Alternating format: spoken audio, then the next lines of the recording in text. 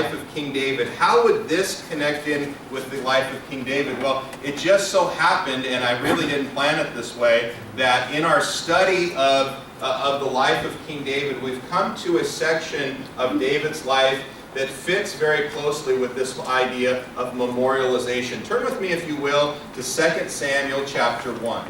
2 Samuel chapter 1, and we'll be looking at verses 17 through 27. Last week we saw what happened when David learned of Saul and Jonathan's death and the grief that began in David. As others thought that David would be celebrating the life of the one that everybody thought was their enemy, in fact, David went into a deep time of grief. And that didn't end there. In fact, in verses 17 through 27, we'll see that David is going to continue to go through this grieving process. And in looking at this, what we're going to see is how David experienced grief well. David experiences his grief well. And from this point on, we'll see as God really begins to prepare him to become king, and he will become king first of Judah and then of all of Israel. But I believe that part of that is because David grieved well. And in doing that, we're also going to see how we also can grieve well as we go through various different times of grief, whether it be times of grief because of the loss of a loved one, or because of the various other griefs that we go on in our life. We'll be able to see how we too can grieve well. So we're in 2 Samuel chapter 1, and we'll start in verse 17. It says, "And David lamented with his lamentation over Saul and Jonathan his son. And he said it should be taught to the people of Judah. Behold, it is written in the book of Jashar." Now stop there for just a second. Let me give some explanation to what David is saying here. First thing is that it says David lamented with a lamentation. What is he talking about when it talks about a lamentation? Well, of course, to lament over something is to grieve. But a lamentation is more than just feeling grief. It really is to put grief into words. And we see an entire book of the Old Testament called the Book of Lamentations. And what that is that's Jeremiah, the prophet Jeremiah, taking his grief over the loss of Judah and putting it into words. David does the same thing here with a lamentation, taking his grief and putting it into words. Instead of a eulogy, we often talk about a eulogy. A eulogy is a speech that is made at a funeral. This is what's known as an elegy. An elegy is actually a song or a poem that is usually sung to express grief that's going on. Of course, David is one of the great psalm writers. He wrote many of the psalms that we have in the book of Psalms. We see here another psalm or another poem that as David is going to use a gift that he has for music to be able to share his lamentation of what he's experiencing.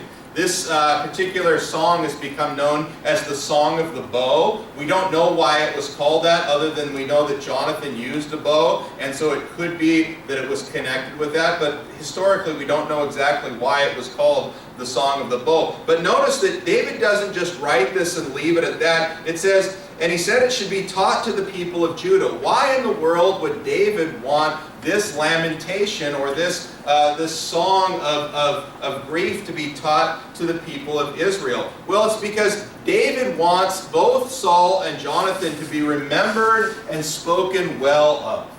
Okay? David doesn't have this bitterness towards Saul that many would expect him to have. He wants them to be remembered well. And so what he's going to say in here about both are things to help to remember them well. He wants them to be honored. And then finally he mentions this book of Jashar. And we may say, I don't know of any book in the Bible called the book of Jashar. What is that all about? Well, the book of Jashar is actually a lost book. Okay? It's something that existed during the time of David that was very likely a collection of poems. Okay? Jashar actually means upright. And so what we believe is we believe that the book of Jashar was a collect of poems about the heroes or those who were perceived as upright in Israel's history. Book of Jashar is mentioned twice, once here and then another time in Joshua chapter 10. Okay? But it's been lost for history, so we don't know exactly what it looked like. But what we see about what's mentioned about the book of Jashar tells us that it was very likely a collection of poems. And so we find here one that would be in that book, a poem written by David. And it says, he said, "Your glory, O Israel, is slain on high places. How the mighty have fallen."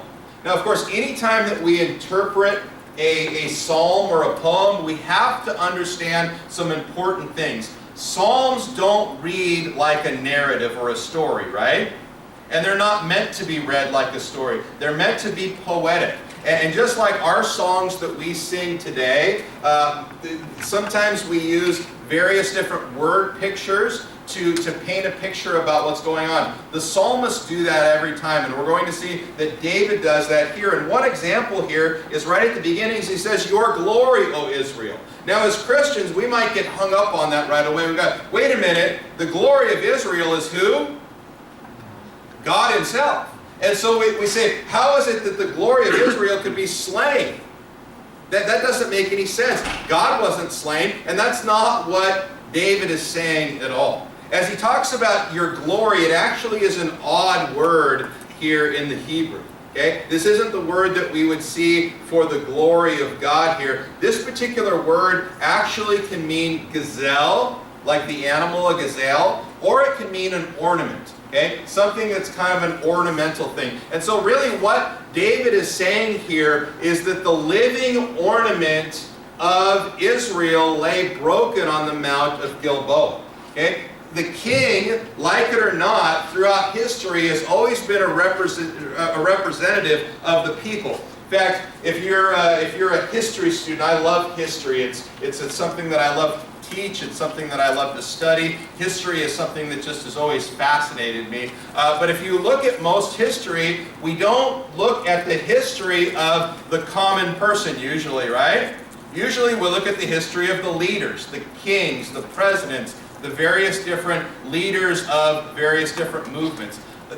Those people are the ones who usually stand out historically for historical purposes.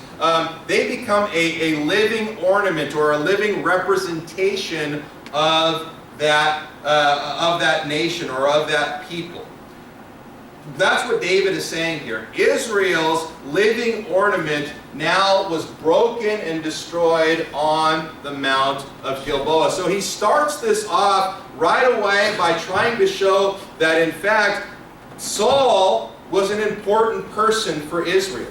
He was an important person, and now it's not a time to celebrate. Now is a time to mourn because this living ornament has died.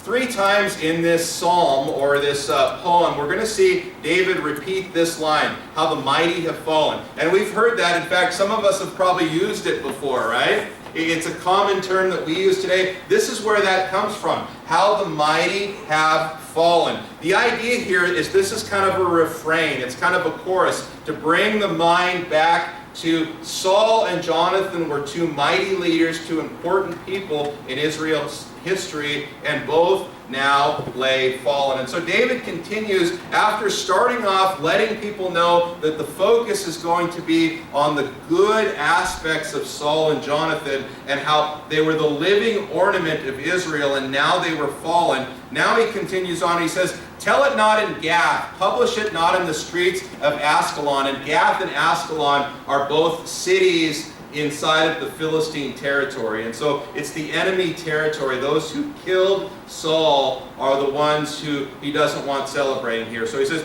"Tell it not in Gath, publish it not in the streets of Ascalon, lest the daughters of the Philistines rejoice, lest the daughters of the uncircumcised exult.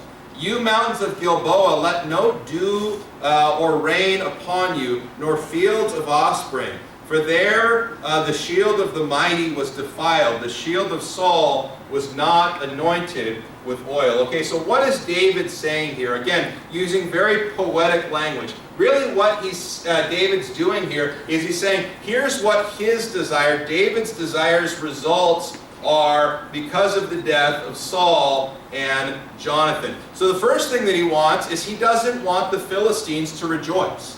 He doesn't want the Philistines to celebrate over it. He doesn't want the Philistines to, in essence, we would say today, well, he doesn't want them to spike the football. Okay? That idea comes from when somebody scores a touchdown in football and they want to celebrate. Sometimes they'll spike the ball down to kind of add emphasis to the fact that we scored and you couldn't stop us. What he doesn't want here is he doesn't want the Philistines to do this. This really goes back, if we can look back to 1 Samuel chapter 17. In 1 Samuel chapter 17, David battles the giant Goliath. And he kills him. And he cuts off his head, and his sword and his armor are sent around to various different places throughout Israel, and the people begin to celebrate. What he's saying is, I don't want the same thing that happened in Israel over Goliath's death to happen in the Philistine territory. Now, of course, as we've read, we found out that in fact this happened anyways. Okay? This happened in spite of the fact that David wouldn't have wanted it to happen. But why would David not want this to happen? Okay? It's not simply because of the animosity between the Jews and the Philistines. It's not simply because they want a victory here. David really gives us an idea of why here at the end of what he says here. He says, lest the daughters of the uncircumcised exult. Now that might not seem like a big deal that he says uncircumcised there, but in fact it actually is a very important thing, and it gives us an idea of behind what's at the heart of what David is saying here. When the Jews would talk about the uncircumcised, okay, they're not just talking about a medical procedure that Jews went through and much of the rest of the world didn't. What they're focusing on here is that the uncircumcised were not God's people. That what set the Jews apart were that they were God's people. And there were various different things that they did, and circumcision was one of those things that identified them as God's people. And so what David is saying here is don't let those people who are not God's people rejoice. Well, why would he do that? He would do that because he wants to preserve God's glorious reputation. You see, in the old world, in the ancient world, when one army beat another army, the army that won would say, our gods triumphed over your gods. And it was a way of saying, our God is better than your God. And so David is not as concerned about Saul and Jonathan's reputation among the Philistines. He's more concerned about God's reputation, Yahweh's reputation. He doesn't want them to celebrate and act like their gods are greater than the one true God. And as we're going to find out as we continue in David's story, David's going to prove that to them over and over and over again. So, first of all, he doesn't want them to celebrate because he doesn't want the Philistines to celebrate their gods over the one true God. And then he mentions a curse on Mount Gilboa. Okay? Mount Gilboa, of course, is the place where Saul and Jonathan were killed. He says a curse on them. Poetically, again, this is poetic language here, David wishes a famine for Mount Gilboa because of the horrible thing that happened there to Saul. He says, no dew or no rain fall on you. In essence, what he's saying is, may a famine come upon you. Of course, David's not actually expecting that there's going to be a famine on Mount Gilboa. What he wants here is he wants it to always be remembered as a place of death. A place where a great tragedy happened. I was talking to Rich Hamley this morning, and he's got a cup, and that cup was from Pearl Harbor. Now, as Americans, all I have to say is Pearl Harbor. And even though, personally, I wasn't alive when Pearl Harbor was attacked, and many of you weren't alive when Pearl Harbor was attacked, all I have to say is Pearl Harbor, and we know exactly what we're talking about, right? Anybody who's actually been to Pearl Harbor knows that it is a place that is special. It's a place where you can almost feel the history there, and you feel like you're at a place that's an important place in American history, because it is. Many men lost their lives there on those ships in Pearl Harbor when it was attacked. It's a place where we remember. I had a bunch of years back, I had an opportunity to go on a mission trip to New York City. You may say, why in the world don't you go to mission trips to Africa or places like that? Well, you go to mission trips anywhere where God calls you to. And I had an opportunity to go and work in the Bronx of New York City. And one of the things that we did when we were there, we went to the site of the World Trade Center. Okay? And again, just like Pearl Harbor, there was something special about the place. We knew that something important had happened here. It's a place where you remember death. In fact, all we have to do is say 9/11. And as Americans, we don't have to explain to one another what 9/11 is. Unlike Pearl Harbor, I remember the day distinctly. I remember what it looked like outside. I remember listening to the news reports about the planes being crashed into the World Trade Center. We remember that. We remember 9/11 as a place of tragedy, a place of an attack. The same idea is here. David is saying Mount Gilboa is to ever be remembered as a place of death. It's not a place of celebration. It's not a place that we look back and say, hey, here's the first step to David becoming king when Saul died. No, this is a time of tragedy. And then finally what he does is he mentions Saul's shield here. He says, for there the shield of the mighty was defiled, the shield of Saul not anointed with oil. In the ancient world, this is kind of what shields looked like. Okay? They were metal on the inside, and then they were covered with leather. Okay? And one of the things that before they went to battle, they would take those leather shields and they would anoint them with oil, because that way they not only could deflect a little bit better, but they lasted longer and they were better for the warfare. And what David is saying here in a powerful word picture is that he sets this picture of Saul's shield laying there in the mud, never to be used again. What David wants is he wants the people to remember this image so that Israel will be reminded what was lost.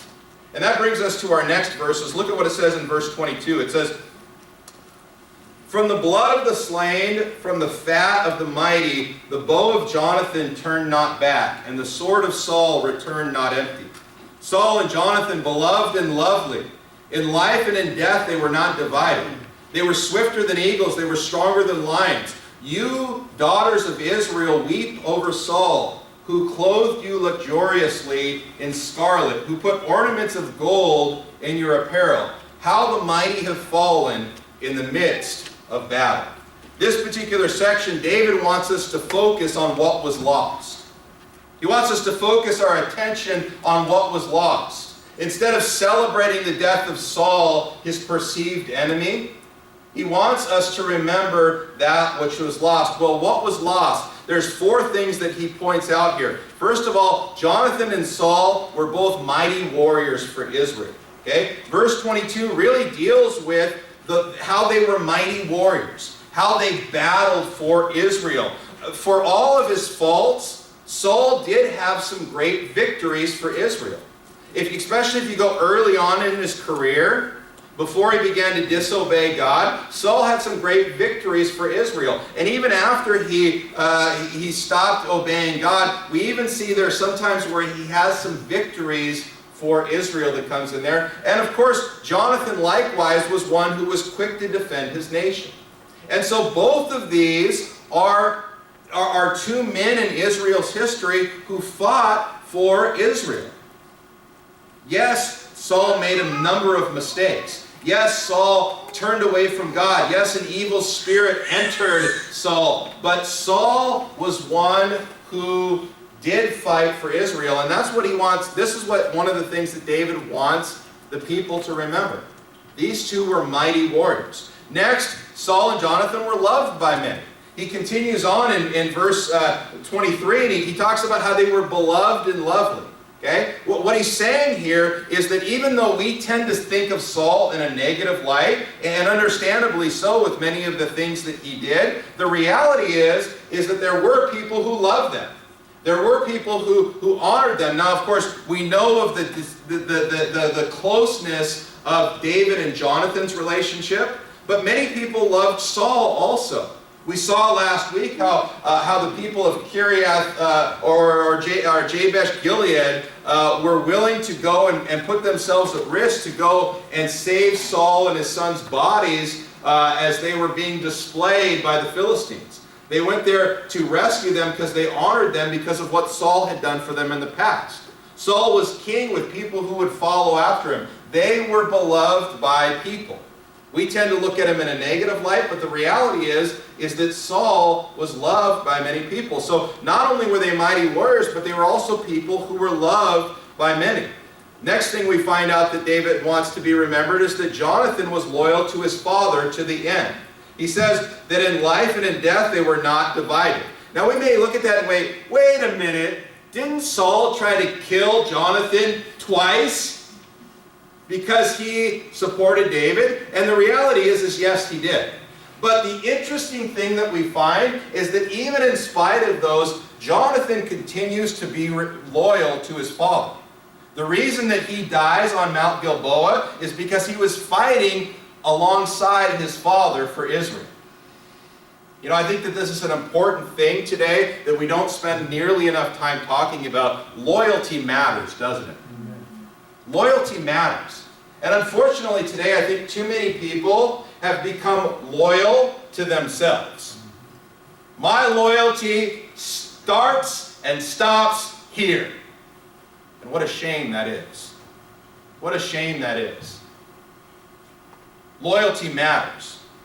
And David wants people to know Jonathan's loyalty is something to honor and an example to follow. Was he loyal to somebody who was a good guy? Not necessarily, but he was loyal to him nonetheless because that was his father. Finally, David wants Saul to be, he wants people to remember that Saul brought Israel to a time of prosperity. He says here that the daughters of Israel are to weep because Saul clothed them luxuriously in scarlet and put ornaments of gold in their apparel. What he's saying is that Saul brought you to a time of prosperity. David wants them to all know that Israel had some of their best times of prosperity during the time of Saul's reign up to that point. Now, of course, during David's reign, and even more so during Solomon's reign, it's going to even get greater. But Saul's reign brought them to a point that they had never been before. And so this is a time of mourning, of remembering that Saul did do some great things. And so he ends again with the refrain, how the mighty have fallen. Okay? And then at the end of this, the last three verses here, it says, Jonathan lies slain on your high places. I am distressed for you, my brother Jonathan. Very pleasant you have been to me. Your love to me was extraordinary, surpassing the love of women. How the mighty have fallen, the weapons of war have perished. This next section is the most passionate part for David. We see his heart coming out here because his heart is broken over the death of Jonathan. Jonathan was his closest friend, his dearest loved friend, and now he was gone. David and Jonathan had this vision in their head of that someday they would be ruling, David on the throne and Jonathan by his side, and that was to be no more. So what David wants to first of all do to honor his friend Jonathan is talk about their friendship and how important their friendship. He is distressed for him. That distress is a very strong word there. His heart is completely broken. He's to the point of almost depression because of the loss of his dear friend. And notice that he says, my brother Jonathan. Now, technically Jonathan was his brother. Remember, David was married to Jonathan's sister, Michal, so they were brothers-in-law. But that's not the idea that he's using here. He's talking about that closeness, that close bond, that bond that they had with one another, that inseparable bond that we see in good brothers. So he wants to focus on the friendship, but he also wants to focus on the sacrificial love. Jonathan was one who showed sacrificial love. He said, "You've been very pleasant to me." Okay? The idea of being pleasant to him is that relationship that they had. Jonathan showed a sacrificial love to David. And then we come to an interesting little point that has created some controversy. It says, "Your love for me was extraordinary, surpassing the love of women." Okay? Surpassing the love of women. And some people hear that, especially in our day and time, and their first reaction is, "Oh, Jonathan and David were gay." And that's become very popular in our day and say, well, Jonathan and David, they were gay. It says that his love surpassed the love of women. That's pretty clear. Well, not so much. Not so much. We have to understand that what we see here is a deep, deep friendship between two men. For us to automatically assume that they were gay is for us to be very ethnocentric. Okay? When I talk about ethnocentric, I mean that we take our culture and what we understand and we only focus on that and we interpret everything through our culture. And all you have to do is one time leave our culture and go to another country and find out that it doesn't work the same way that it works here everywhere else in the world, right? Okay? The rest of the world is different.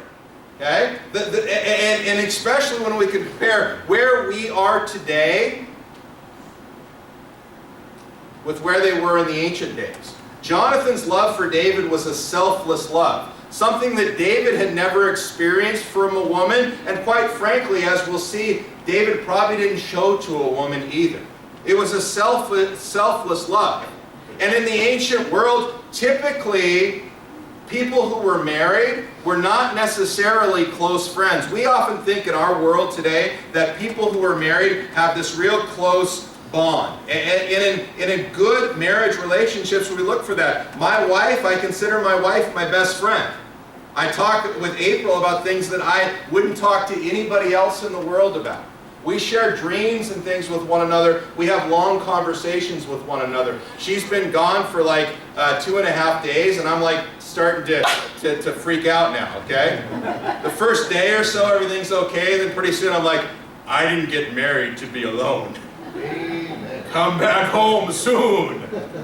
Not just because of the kids, although that would help also. In the ancient world, though, there would have been love and devotion, but a man's wife was his partner in procreation and parenting. They were not social peers. Today, we often see our spouse as a social peer. It wasn't like that in the ancient world. The spouse, the wife, was not a social peer. Right, wrong, indifferent, it doesn't matter. That's the way that it was in the ancient world, and they usually weren't friends. Okay? And so as David's talking about this, he's talking about a healthy love relationship between two men. So don't interpret our world into that world. Finally, David ends with this refrain once again, how the mighty have fallen. Well, what in the world does this mean for us? What does David's poem of lament teach us about experiencing grief well? What does this teach us about experiencing grief well? A couple things I want to point out here real quickly. First is this. As people, we must experience grief well. We must experience grief well. Grief is a normal, natural, and even healthy part of life. All of us are going to experience it. And it's not just during death, although that's the one that stands out to most of us. Most all of us, once you pass the age of about 15, most of us have experienced the death of a loved one. And we know how painful it is. We know how difficult it is. But the reality is that we all face grief of different types that are not just death. The reality is, though, is that we shouldn't be stoic in the face of grief. We shouldn't act like grief can't touch us, because we're supposed to experience grief. People run into trouble when it comes to grief if they don't experience grief well. One is, we'll get a lot of people who run into long-term depression. Okay? People who just get stuck and they can't get out of it, and they remain in that depression. Well, that's a serious thing. A lot of times we try to tell people who are dealing with a long-term depression, hey, buck up. Just get over it. Guess what? Not that easy. And as a church, we need to be sensitive to people who are going through this, but also need to give people the resources of people who will help them. Counselors and whatnot who could help people begin to work through those very difficult things. It is a serious thing when we get stuck in grief, and it can lead to long-term depression. It also can lead to hopelessness. Somebody can begin to lose hope if we don't experience grief well. On the other hand, some people will just deny grief. I find this a lot of times in men. We're too tough to grieve. Shouldn't be that way. We have to grieve. We're supposed to grieve. It's part of the human experience. We ought to not deny grief. And what I find, and this is probably the most tragic, is that some people begin to get angry at God and even turn their back on God. I remember growing up, there was a friend of mine who had a grandmother who I knew at one time was a Christian, and I tried to talk to her about the things of the Lord when I was a bit younger, and she said, I don't want to hear about it. And I said, why? And she goes, because any God who would take my husband away from me doesn't deserve my worship. And of course, I didn't really understand that. I was a very young Christian at the time. But the reality is that she had become so bitter and so angry towards God because she didn't experience grief well. We all need to experience grief well because it's something that's common to all of us. So the first part of this is we experience grief well when we mourn what was lost. When we mourn what was lost. Throughout this psalm, David is not looking at Saul from God's perspective. He's not looking at Saul as this sinner who was trying to kill him, this rotten person, this person who had rejected God, and thus he was to be rejected. He was looking at him from a human perspective. And that's appropriate when someone dies. It's appropriate when someone dies to look at them from a human perspective. What is it that they added to life? How is it that they contributed to my life in some way? We learn to mourn what was lost. To mourn what was lost. Which usually we can find some good. In most people we can find some good. If David could find some good in King Saul, guess what? Most people we could find some good in them. Saul, for all of his failures as king, he created a national unity behind himself. He drove back the Philistines for a time. He brought Israel to some national prosperity that they had never seen before. He had done some good things, and that's what David does in this lament. He focuses on the good. He looks for what was lost. One of the fascinating things that we see in this is that David shows no personal animosity towards Saul. This would have been a great time to hit him, because he couldn't fight back, right? He's dead. But he didn't do that. In fact, he doesn't show any of that. What David's focus is on the loss that Israel had experienced. Israel had experienced a loss, and he wanted that to be the focus, not Saul's evil behavior.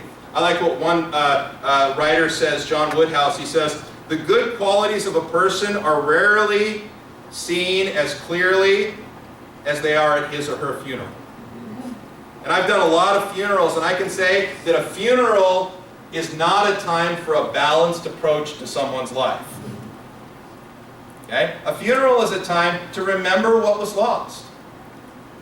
When we're grieving over the loss of someone, it's a time to remember what was lost. And when we're grieving other things that happen in our life, there are times to remember what was lost. Now, of course, when a lost person dies, it's still appropriate to celebrate their accomplishments.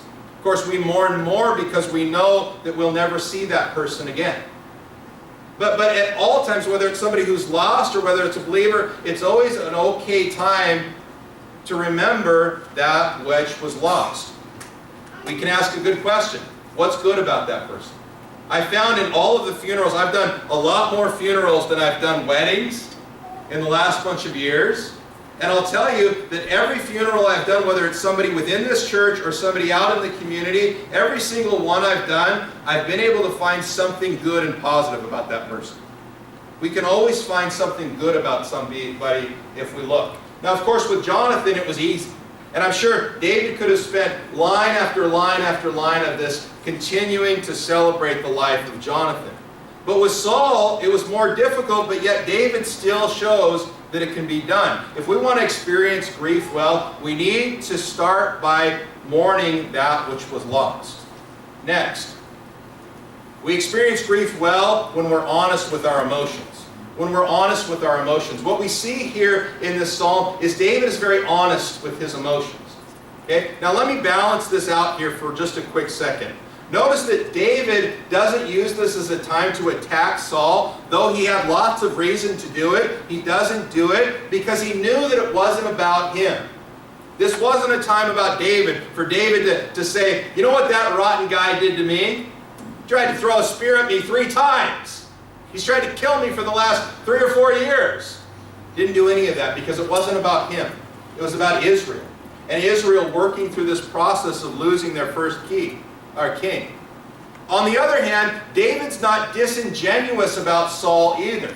His loving words here are reserved for Jonathan, not Saul. He talks about what Saul did and his accomplishments, but he doesn't have loving words for him the same way that he has for Jonathan. So he's not dishonest about that. He's not dishonest about who Saul was. What's the point of that? Sometimes we have to seek a listening ear or even counseling to work out some past hurts, and that's okay. That's something that we should do. Let me just tell you, as a little side note, Facebook is not a place for working out your emotional issues and grief. I've read some posts on Facebook and I'm like, that's something to talk to a counselor or a pastor about, not put out there for the Facebook world. But it's appropriate to talk to somebody. We shouldn't act like we're so tough that we can't talk to somebody. There are people out there, professionals, who can help us through that grieving process. And additionally, we can honor someone's life without necessarily saying that they were wonderful people. Okay? Have you ever been to a funeral service, and as you started listening to the service, you found yourself going, who are they talking about? This is not the person that they're talking about here. We don't have to be disingenuous about somebody. We don't have to say that somebody was a very benevolent person when they were a miser. Okay? We can be honest with who they are. Okay? But we still can honor what was good about their life. So we experience it when we're honest with our emotions. And then finally, we experience grief well when we never lose sight of the hope that we have as believers. We never lose sight of the hope that we have as believers. Well, no hope is found in this lament. As you read through this lament, you're not going to find any hope here. As believers, we would be foolish to not end on the great hope that we have as believers. Because when we look at something like this, we can be reminded that the reality is that death for a believer is not a time of incredible grief. Though we grieve what was lost, we recognize what the hope that we have. Look at what it says in John chapter 14. Jesus says, "Let not your hearts be troubled." Now don't you love that? Okay? If Jesus says, "Let not your hearts be troubled," then we ought not to be troubled, right? Because Jesus said, he says, "Let not your hearts be troubled. Believe in God, believe also in me. In my Father's house there are many rooms. If it were not so, I would have told you, or would I have told you that I go to prepare a place for you? And if I go and prepare a place for you, I will come again and take you to myself, that where I am, you may be also." Isn't that a good word? Isn't that good news? That's the hope that we have as believers. Even when we face something as painful as the loss of someone close to us, a spouse, a friend, a family member, whatever it be, we know that we have a great hope as believers. We know that someday we will be with Jesus forever. We know what He's going to do. Be reminded of what it says in Revelation chapter 21. He will wipe away every tear from their eye. There will be no more death or mourning or crying or pain, for the old order of things has passed away. Do we look forward to that day? Amen. We have a great reason to hope. And though we need to mourn, and though we need to be honest with our emotions, and though we need to experience what was lost, we also need to come back to the great hope that we have. Jesus has made a way. And for all of us who have received Jesus as Lord and Savior, we can look forward to that day when we will be with Him. And we will be able to celebrate before the throne of God. If you've never trusted Jesus as Savior, you don't have that hope. But I can tell you this, you can have it. There's not a special formula. You don't have to sign a card and sign your life away. What you have to do is recognize that you're a sinner who needs a Savior. And that Jesus came to be that Savior. He died your death and my death on the cross. He took God's wrath upon Himself on sin. Not because we earned it, but because of His great love. What does He call us to do? To believe on the Lord Jesus Christ, and you will be saved. Believe. Believe means that we trust that He is the only way, and that we say, I'm going to follow Him with my life. You can do that today. I'd love an opportunity after the service to talk to you. Let us pray. Father God, we thank you.